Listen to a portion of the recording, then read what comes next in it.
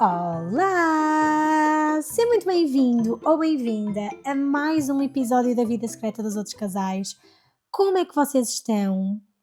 Em primeiro lugar, vou só deixar aqui este disclaimer já de que estão a acontecer obras mesmo perto da minha casa e espero que vocês não ouçam porque senão vai ser muito incomodativo. Já é um bocadinho incomodativo para mim, espero que não seja para vocês também. Eu acho que o microfone não vai captar o som das obras, também é bastante distante, portanto acho que não vai haver problema. Mas como é que vocês estão? Olhem, por aqui está tudo ok. Eu estive bastante tempo a adiar a gravação deste episódio e quero explicar-vos porquê, porque isso também é uma das coisas que vos quero falar hoje. Eu estive a adiar a gravação deste episódio porque, na verdade, este episódio não ia sequer sair hoje, quarta-feira, não é? Não ia sair esta semana, porque eu estou a preparar um produto para vocês que queria muito lançar no Dia dos Namorados e que, à partida, vou sim lançar no Dia dos Namorados ou muito próximo disso. E que, portanto, estive 100% dedicada a esse produto e a terminá-lo para vocês. Há uns tempos eu deixei um spoilerzinho no meu canal de transmissão Entre Linhas. Para quem não me acompanha por lá, se quiserem acompanhar, é só abrirem a minha página de Instagram que conseguem facilmente chegar até ao canal.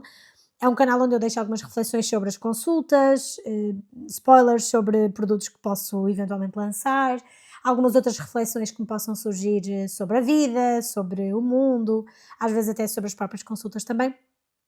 Mas isto para dizer que vos deixei lá algum spoiler sobre um produto que eu queria lançar e que estou aqui ainda a debater-me sobre se vou revelar já aqui no podcast para a malta que me ouve ou se vou deixar também que seja surpresa para vocês, porque a verdade é que as pessoas que me ouvem neste podcast são certamente pessoas que estão mais atentas aos stories e que participam mais hum, no Instagram também, portanto estou um bocadinho indecisa se vos vou contar ou se vos vou estragar a surpresa se vos contar.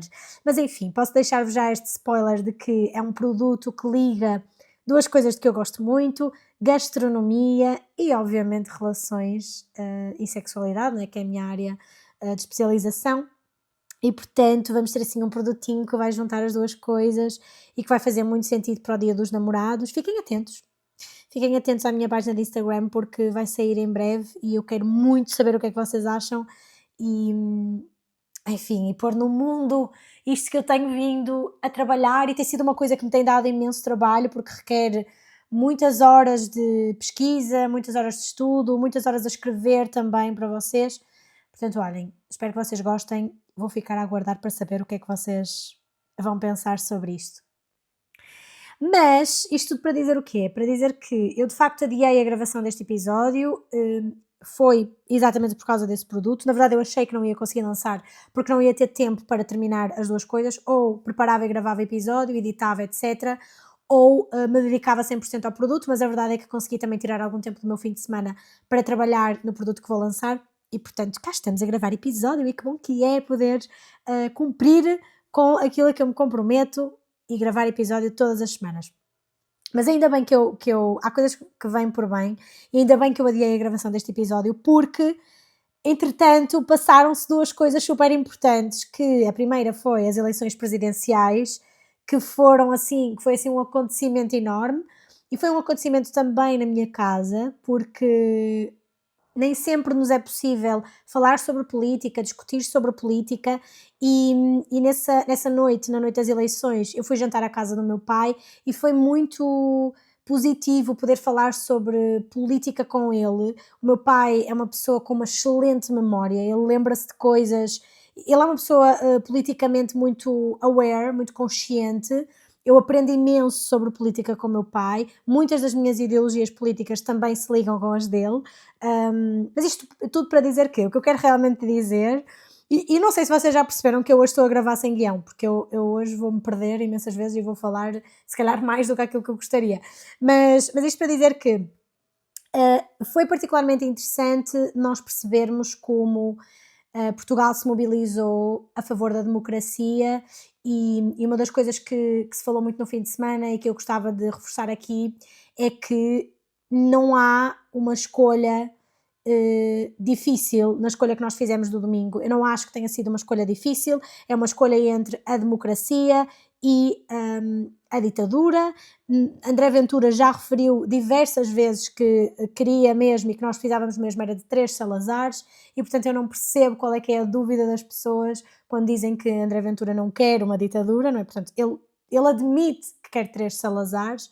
E portanto isto para dizer que, e sei que muitas pessoas vão desaconselhar-me a postar este episódio, por favor Inês, não sejas tão política no teu podcast. Não tem como não ser, porque a psicologia precisa de ser um espaço que acolhe todas as pessoas, e enquanto psicóloga não posso nunca compactuar com o silêncio. O silêncio também é uma escolha, o silêncio também é uma resposta, e portanto enquanto psicóloga não sou neutra, enquanto psicóloga não sou isenta politicamente, sou mulher acima de tudo, e sou uma mulher a falar sobre relações e sexualidade nas redes sociais, sou mulher a fazer um trabalho que, à luz do conservadorismo, à luz do fascismo, não é aceitável, e portanto sinto que enquanto pessoa, mas acima de tudo enquanto profissional, preciso de usar a minha voz para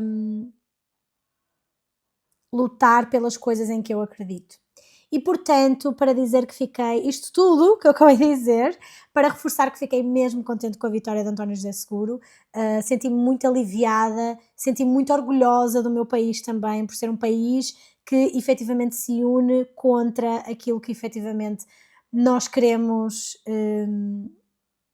eliminar, se une também para preservar uma coisa que é tão importante para nós, que é a democracia e a liberdade. Nós somos o país dos escravos, nós somos o país da revolução sem armas, nós somos o país da liberdade, pelo menos é assim que eu vejo Portugal, e portanto fiquei mesmo muito comovida e muito orgulhosa, e estive imenso tempo a ouvir os comentários a estas eleições presidenciais, que para mim foram históricas. E estive muito tempo a ouvir também o discurso de António José Seguro, que eu gostei muito também, e estou muito contente, pronto, e é isto que eu tenho a dizer. E política isso à parte, não sei que trabalho vai fazer António José Seguro, não sei se nos vamos identificar com ele, não sei se vai ser reeleito, mas sei que esta vitória de António José Seguro me deixou muito contente, porque de facto acredito que precisamos sempre, sempre de proteger a nossa liberdade. Essa é das coisas mais importantes que nós temos na vida, enquanto mulheres, enquanto pessoas LGBT, enquanto pessoas com deficiência, enquanto homens também, enquanto pessoas que estão em lugares de privilégio, seja um privilégio socioeconómico, seja um privilégio, enfim, social, não importa. Nós precisamos de preservar a liberdade, porque enquanto uma pessoa não for livre, ninguém será. E pronto, em relação às eleições presidenciais é isto que eu tenho a dizer, mas depois houve outra coisa que aconteceu, e por isso é que ontem foi um dia tão bonito, que foi a atuação de Bad Bunny. Meu Deus, o que é que foi aquilo? A atuação de Bad Bunny foi maravilhosa também do ponto de vista de crítica social. Eu não vi a atuação toda, não posso mentir, não vi tudo, vi algumas partes. Gostei particularmente da parte em que Bad Bunny, que rolou as redes sociais este bocadinho, em que Bad Bunny prossegue a dizer todos os países que compõem o continente americano, e foi muito bonito, foi mesmo muito bonito, e também muito comovente ver que a América realmente é tanta coisa e tão diversa, e é no fundo isto, é esta a mensagem que eu estou a passar, não é? Nós somos, enquanto mundo, diversos, somos diferentes, somos únicos, somos todos iguais, enfim, uma grande panóplia de experiências que no fundo são todas tão semelhantes. Merecemos todos o mesmo, é no fundo isto que eu quero transmitir. E olhem, gostei muito. E portanto, ainda bem que eu também adiei esta gravação deste episódio para vos poder dizer que vejam a atuação. Eu também não vi toda ainda, mas quero ver. Só vi algumas partes, mas vejam, porque está mesmo espetacular. Fogo, adorei. Que belo dia para a democracia, para a liberdade, para a igualdade, para a diversidade. Que lindo, que dia bonito, que foi o dia de segunda-feira. Mas olhem, o que eu vos quero falar hoje é sobre, se calhar, uma coisa um bocadinho menos positiva. Também tem a ver com o que tem acontecido no mundo. Um, É um episódio, vai ser um episódio mais curto, certamente, porque, enfim, não tive grande tempo para prepará-lo, mas queria aproveitar também este episódio para falar sobre uma outra coisa, já que estamos a falar de acontecimentos do mundo, eleições, a atuação do Bad Bunny. Queria falar-vos sobre uma coisa que tem estado meio esquecida também por aí, mas que tem sido notícia, não tem sido notícia nos nossos telejornais, nem nos jornais, pelo menos naqueles que eu vou acompanhando, mas tem sido notícia nas redes sociais, que tem a ver com o caso Epstein, com os Epstein Files, e nós temos visto muita indignação, muito choque, muita revolta em relação a este tema, e com muita razão.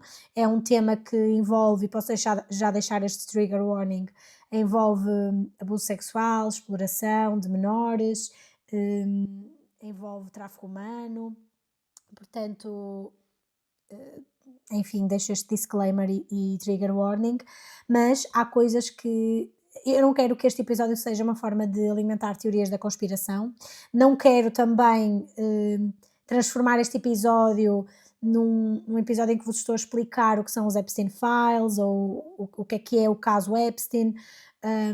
Acho que podem fazer essa pesquisa se interessarem pelo tema. Existem muitos conteúdos também relacionados com isto pelas redes sociais, mas antes de falarmos sobre isso, eu queria falar sobre uma coisa que engloba mais a minha área de intervenção, que tem a ver com alguns conceitos que estão a ser mal entendidos e mal compreendidos e que eu acho que seriam importantes de serem falados.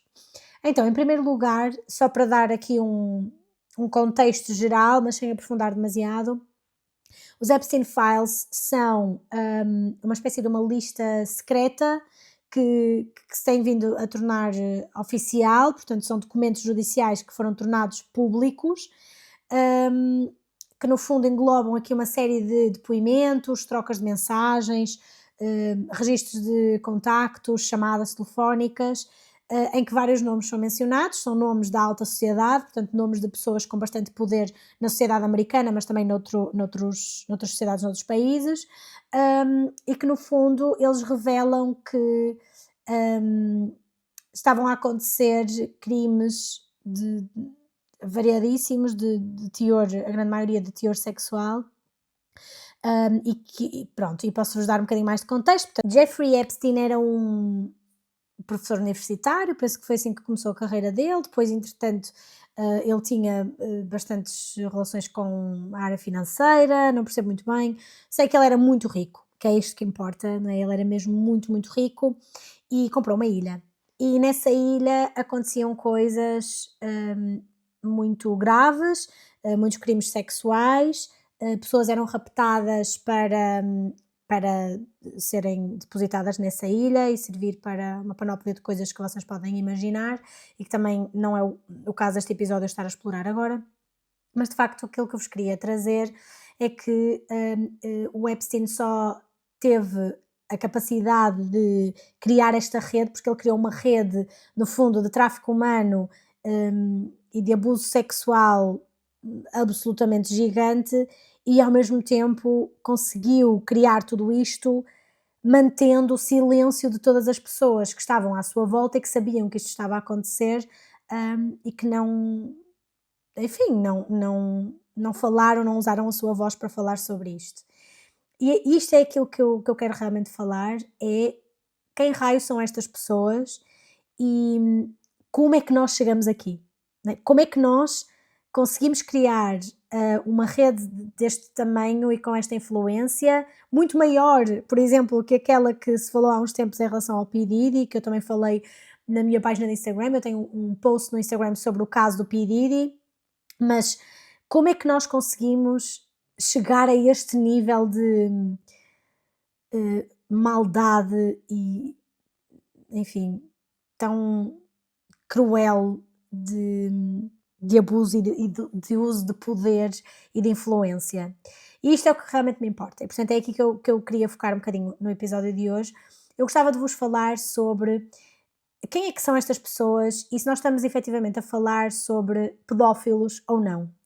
E eu não quero, com este episódio, que não estou a defender a pedofilia, e deixo já este disclaimer de que não vou, nem estou a defender a pedofilia, mas eu quero falar-vos um bocadinho sobre isto que nós estamos aqui a falar, o caso Epstein e a pedofilia são coisas muito diferentes e nós precisamos de fazer este disclaimer, e é sobre isto que eu quero falar-vos hoje.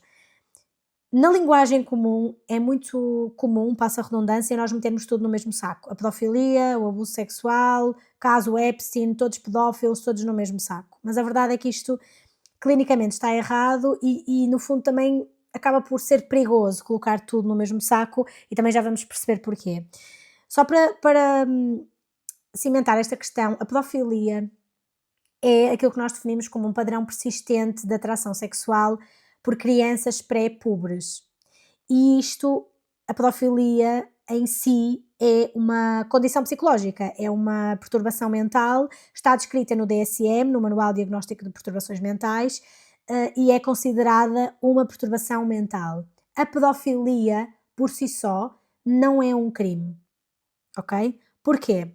A pedofilia, se nós formos à definição que eu acabei de referir, que é este padrão de atração sexual, portanto o padrão que persiste, que é recorrente, de atração sexual por crianças pré-pubres, esta atração por si só não constitui um crime, constitui uma perturbação do comportamento sexual, à qual nós precisamos dar atenção sim, e também já falaremos sobre isso, mas que não constitui por si só um crime, porque nem todos os pedófilos abusam sexualmente de crianças menores ou de crianças pré-pubres, ok? Nem todos os pedófilos abusam de crianças. E isto é a primeira coisa que eu vos quero trazer. Existem muitos pedófilos, existem muitas pessoas até, vamos eliminar o termo pedófilo, ok? Vamos usar pessoas que sofrem com pedofilia, portanto que sofrem desta perturbação. Existem dois tipos de pessoas que sofrem com isto. Existem os pedófilos egodistónicos, que são pedófilos que vivem com estes impulsos e gerem-nos com muito sofrimento, muita vergonha, muito medo até de algum dia poder vir a abusar de uma criança, vivem num grande conflito interno, reconhecem que têm um problema, procuram ajuda para lidar com este problema e muitas vezes, se calhar na maioria, se realmente o padrão é de uma pedofilia egodistónica, muitas vezes nunca chegam a cometer um crime de abuso sexual. E, portanto, estas pessoas são pessoas que vivem efetivamente em sofrimento com esta perturbação e procuram ajuda nesse sentido. Depois existem estas pessoas que vivem com um padrão de pedofilia egocintónica, não é egodistónica, é egocintónica, nas quais não existe qualquer conflito interno. As pessoas, no fundo, quase que usam uma espécie de uma justificação interna para racionalizar a sua perturbação, quase como normal, e que veem isto como, bem, não há problema nenhum de eu ter este tipo de atração e, portanto, estas correm um risco maior de eventualmente poderem abusar sexualmente de menores. E aqui é que, de facto, na pedofilia egocintónica pode haver um risco comportamental um bocadinho maior. Isto para vos dizer o quê? Isto para vos dizer que, mesmo dentro de um padrão pedofílico, portanto, mesmo dentro da perturbação pedofílica, existe estas duas realidades que, e isto, enquanto psicóloga, parece-me intelectualmente perigoso nós metermos as duas no mesmo saco, porque isto, enquanto psicóloga e enquanto pessoa que trabalha com a área da sexualidade, nós precisamos de prevenir o abuso. Isto é o que mais me interessa, é prevenir o abuso sexual. E, portanto, se eu preciso de prevenir o abuso, eu preciso de separar estas duas realidades e perceber quais é que são as pessoas que efetivamente precisam de ajuda no ponto A e aquelas que precisam de ajuda no ponto B. E claramente estas duas pessoas, ainda que a perturbação seja a mesma, um padrão persistente de atração sexual por crianças pré-pubres, a verdade é que existe diferença na forma como integram, racionalizam e gerem a sua perturbação, ok? Isto é super importante. Agora, onde é que entra a rede Epstein? Onde é que entra o caso Epstein e todas as pessoas que estão envolvidas na Ilha dos Horrores? Não entra em nenhuma das duas, pelo menos na minha visão, e é aqui que nós precisamos de ser muito claros, porque o que nós vemos nos casos associados a Epstein não é, na sua maioria, pedofilia. O que nós vemos é outra coisa. O que nós vemos é um entitlement, como dizem em português, um sentido de superioridade, um narcisismo associado ao poder, à desigualdade, à transgressão e ao controlo, que é só maldoso, sabem? Faz-me mesmo muita confusão, porque eu não vejo, pelo menos na minha visão e naquilo que eu tenho pesquisado sobre o tema, eu não vejo que a idade das vítimas seja o objeto central do desejo destas pessoas. A idade das vítimas é só um meio, é só um instrumento. Estas pessoas não procuram crianças porque são crianças, estas pessoas procuram crianças porque as crianças são mais vulneráveis e são mais fáceis de serem dominadas, são mais fáceis de manter em silêncio, e esta assimetria que existe entre um adulto e uma criança mantém-nos no poder durante mais tempo. São pessoas muito mais fáceis de serem subjugadas àquilo que estas pessoas pretendem. E, no fundo, ajuda-os a sentir-se em cima da lei. No fundo, é isso. Portanto, isto não é uma questão de pedofilia, não há uma questão de haver uma perturbação desviante da sexualidade. Isto é uma questão de caráter. São sistemas, no fundo, que permitem a impunidade. Sistemas socioeconómicos, socioculturais, nem sei o que lhes chamar, que permitem esta impunidade. E é isto que eu quero dizer com todas as letras. O que está em causa no caso Epstein não é pedofilia, é abuso de poder, é abuso como exercício desse mesmo poder. Portanto, o que eu quero dizer aqui é que existe uma diferença muito clara entre aquilo que é uma perturbação pedofílica, a pedofilia enquanto parafilia e enquanto perturbação mental relacionada com o comportamento sexual. Existe uma diferença também entre abuso sexual. Existem pessoas que não são pedófilas, que abusam sexualmente de menores, e existem pessoas que são, sim, no caso, pedófilas ou que sofrem com a perturbação pedofílica, que nunca abusaram de um menor, ok? Precisamos de separar as duas coisas. E para além de tudo isso, ainda existe os crimes de oportunidade. E aqui no caso, nos Epstein Files, eu costumo acreditar que estas pessoas todas são pedófilas, não pode ser. Estas pessoas são abusadoras de menores porque os menores são as figuras vulneráveis que no fundo servem melhor os seus objetivos. Faz sentido isto? É que no fundo estas crianças são objetos, são meios para a excitação, a validação e o domínio, e a excitação não é sobre a idade delas, a excitação é sobre esse controlo. O que as excita é ter controle absoluto sobre o outro, transgredir sem qualquer consequência, sentirem-se superiores, a ideia de que podem comprar o corpo do outro, o silêncio, que podem comprar a reputação. Isto não é sobre sexualidade, isto não é sobre preferência sexual, isto é sobre poder. E eu acho que exatamente por isso é que eu quis fazer um episódio sobre isto, e também, obviamente, aproveitei, eu sou sempre honesta convosco, aproveitei que hoje tinha pouco tempo para gravar e pouco tempo para preparar, para trazer um tema um bocadinho mais curto. Mas é precisamente por isto, este tema é importante porque chamar de pedofilia a isto é muito redutor, e até, acho que até nos coloca num local mais confortável, e eu quero tirar-vos desse local confortável. Porque o problema dos Epstein Files é estrutural. Não é um desvio individual, não era o Epstein que era pedófilo e, portanto, por isso é que criou uma rede. Não, isto é estrutural. Nós fazemos parte desta estrutura de desigualdade tão grande que transforma estas pessoas em pessoas que estão impunes, estão quase como à margem da lei. O Epstein morreu sem cumprir pena. Ele não cumpriu pena por estes crimes. E isto também me deixa chateada, sabem? Ele não cumpriu pena por isto. Enfim, mas dizer-vos que esta distinção importa porque quando nós não distinguimos estes conceitos, nós estamos a errar no alvo, nós estamos a passar ao lado o tema que é efetivamente importante. Se nós achamos que o problema são apenas pessoas com desejos sexuais desviantes, nós estamos a ignorar exatamente tudo aquilo que estivemos a falar. Nós estamos a ignorar os contextos de impunidade, nós estamos a ignorar as estruturas de poder, estamos a ignorar mecanismos de silenciamento, nomeadamente o dinheiro, o estatuto, o poder. Nós estamos a ignorar a forma como o abuso se organiza socialmente também. Sabem? E a maior parte do abuso sexual não acontece porque alguém não se conseguiu controlar, sabem? Com muitas aspas. Acontece porque alguém sentiu que pôde, alguém sentiu que tinha poder suficiente para fazer o que fez sem ser confrontado, sem ser punido.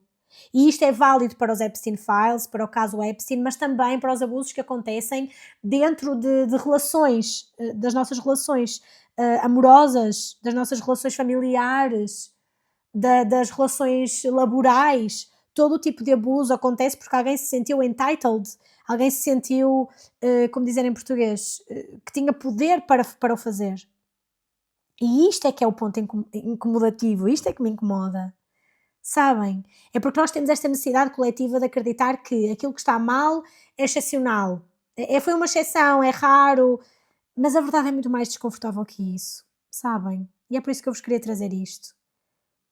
Muitas destas pessoas não são estranhas à sociedade, elas estão integradas na nossa sociedade, são pessoas influentes.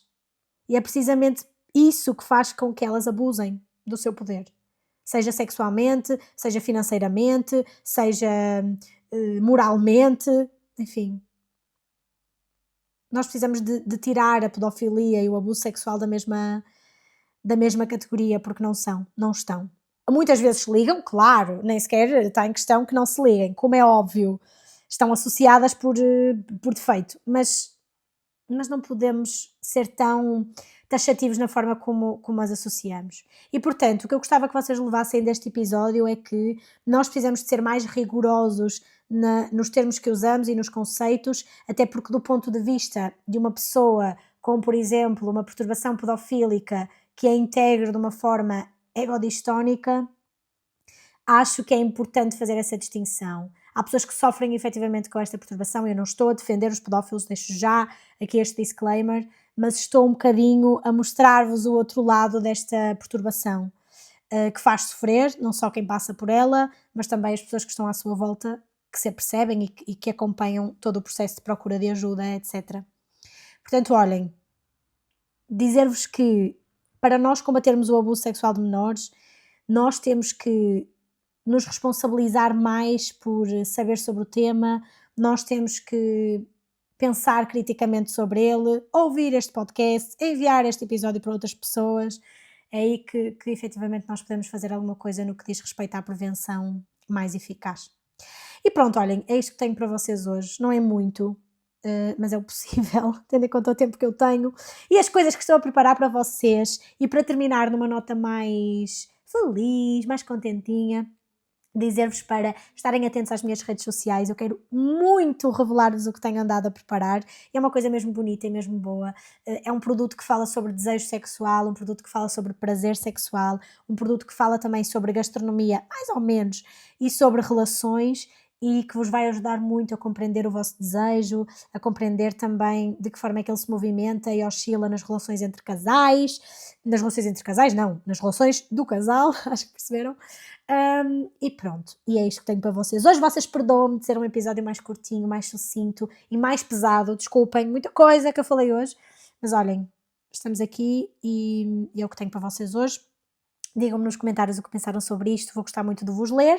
E já sabem, fico a contar com as vossas histórias, dúvidas, confissões, inquietações, tudo o que vocês quiserem que acabem hoje. E vou deixar também na descrição do podcast e na descrição do episódio um link onde podem deixar tudo isso. Não se esqueçam também de me seguir aqui no Spotify e lá no Instagram, @inesmel.pt.